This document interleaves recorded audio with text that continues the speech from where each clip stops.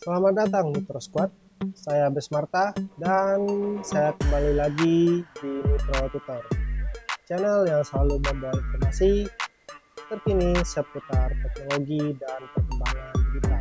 Hari ini saya akan bahas sesuatu yang sedang hangat dibicarakan oleh orang banyak, yaitu tentang Google. Dan apa saja itu? Salah satunya adalah si Google akan memberhentikan menggunakan cookies di browser, yaitu pada tanggal 4 Januari 2024. Dan ini bukan hanya berita biasa, teman-teman. Ini adalah langkah besar yang akan mempengaruhi kita semua dalam menjelajahi internet. Jadi pastikan teman-teman stay on my channel. Oke, mari kita mulai. Dan sebelum kita mulai sesinya, mungkin kita memahami dampaknya dulu. Dan itu yang akan kita bahas. Yang pertama, cookies tidak hanya mengingat referensi teman-teman, tapi juga berperan dalam membentuk pengalaman online teman-teman. Nah, lalu bagaimana cara kerja cookies? Jadi si cookies ini adalah file kecil yang disimpan di perangkat pengguna saat mengunjungi situs web tertentu, dan mereka berperan sebagai alat yang memungkinkan si situs web mengingat informasi apa yang kita buka, apa yang kita akses, dan mengingat informasi tentang pengguna juga. Jadi kemungkinan password mereka juga bisa tahu, dan password apa saja kayak Facebook dan yang lainnya. Dan itu dengan tujuan buat pengalaman pengguna lebih efisien dalam membuka kembali situs tersebut. Nah, itu fungsi utamanya. Lalu bagaimana cara kerja cookies dan apa itu?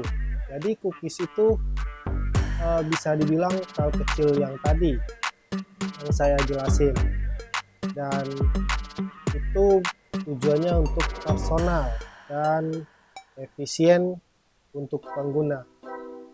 Lalu bagaimana langkah berikutnya dan apa saja langkah cara umum kerja cookies? 1. Pengguna mengunjungi situs web atau server situs web dan mengirim informasi ke si pengguna. Lalu yang kedua, browser akan menyimpan cookies di komputer pengguna. Dan yang ketiga, setiap pengguna mengunjungi web yang sama, browser akan mengirim cookies kembali ke situs web server tersebut. Dan yang keempat, server situs web menggunakan informasi yang disimpan dalam cookies untuk mengenali pengguna dan memberi pengalaman sesuai. Nah, itu cara kerjanya. Dan mengapa Google memutuskan untuk berhenti menggunakannya? Yaitu dengan tujuan untuk meningkatkan privasi pengguna. Itu adalah tujuan utama dari si Google. Dan ada beberapa alasan lain kenapa si Google buat berhenti menggunakan cookies. Salah satunya adalah privasi pengguna. Nah, langkah ini diambil untuk meningkatkan privasi pengguna dalam mengurangi jejak digital yang ditinggalkan oleh cookies. Hal ini berjalan dengan perhatian global terhadap perlindungan privasi online. Lalu yang kedua, transparansi dan kontrol. Google ingin memberikan lebih banyak transparansi dan kontrol kepada pengguna atas data mereka. Dan menghentikan penggunaan cookies diharapkan pengguna akan memiliki kendali lebih besar terhadap informasi pribadi mereka. Lalu yang ketiga, alternatif privasi. Meskipun berhenti menggunakan cookies, Google berkomitmen untuk mengembangkan alternatif yang lebih terhormat.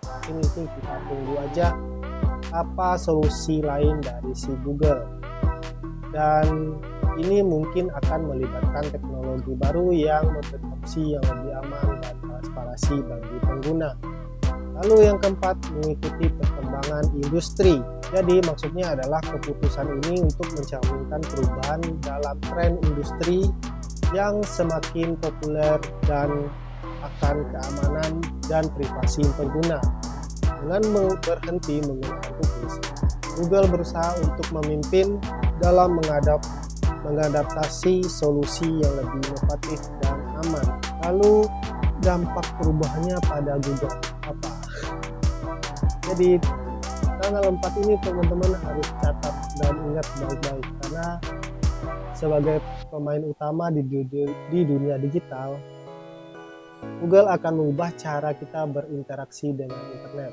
Bagaimana kebijakan ini mempengaruhi privasi kita, dan ini masih jadi pertanyaan sampai tanggal yang ditentukan oleh pihak Google itu sendiri. Mungkin ini bisa kita tunggu aja gimana hasilnya dan apakah ada solusi yang lebih konkret dari si Google. Dan apa saja yang harus kita lakukan agar keamanan dan kenyamanan saat kita menjelajah, apakah safe dan apakah ada solusi. Nah, di sini saya ada solusinya. Yang pertama itu teman-teman bisa ngaktifin cookies yang tidak diperlukan. Contoh, teman-teman tinggal pilih titik 3 yang di bawah, lalu klik setting di My Computer di Chrome ya. Lalu teman-teman tinggal cari cookies di sana. Teman-teman nanti akan diberi form buat fitur cookies itu sendiri. Lalu teman-teman pilih di bagian 3 party cookies. Nah, buat bersihin itu, kalau buat 3D party itu bisa di login party semua atau enggak. Nah, kita akan blok apa aja cookies yang enggak penting-penting seperti pada video ini. Lalu buat solusi lain, ada beberapa cara lain yang mungkin saya bisa berikan buat teman-teman dan semoga bermanfaat, yaitu menghapus cookies di cookies browser. Itu caranya sama, teman-teman tinggal buka titik 3 yang paling pojok dan pilih setting, lalu cari atau ketik cookies, lalu teman-teman pilih clear browse data.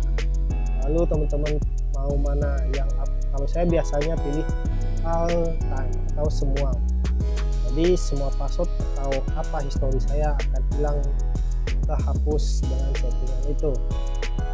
Lalu yang keempat, menggunakan browser yang aman ya. Contoh, kita bisa menggunakan Chrome juga tapi menggunakan Ubuntu atau menggunakan Brave. Nah, keunikan dari Brave itu dia bisa mainin juga. Nah, ada plus minusnya juga. Lalu kalau Opera juga bisa, tergantung dari teman-teman, tinggal pilih yang mana.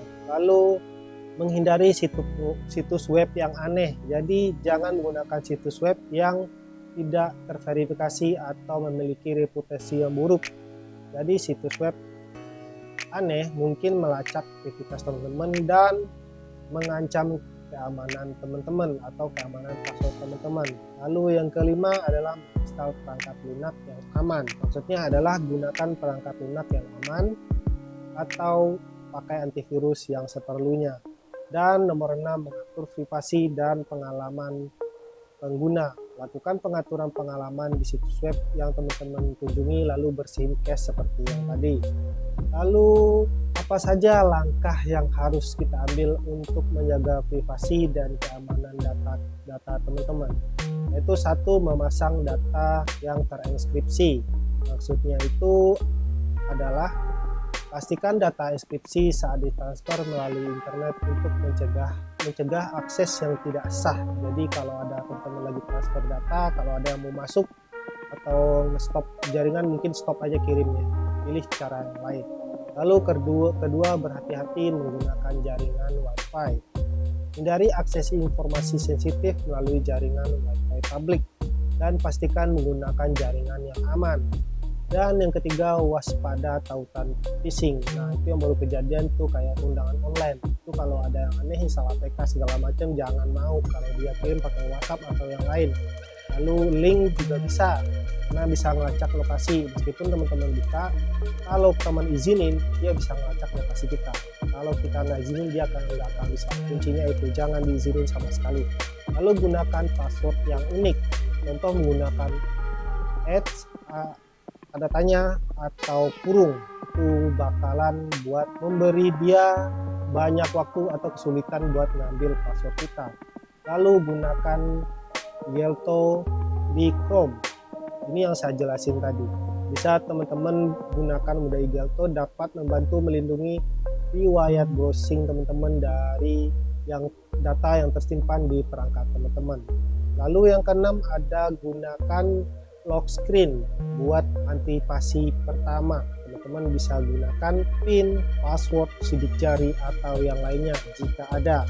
Lalu selanjutnya, pokoknya data yang teman-teman simpan itu sebenarnya lebih berharga. Mungkin itulah pembahasan kita hari ini, Mitra Squad, dan jangan lupa memberikan pendapat atau pertanyaan di kolom komentar.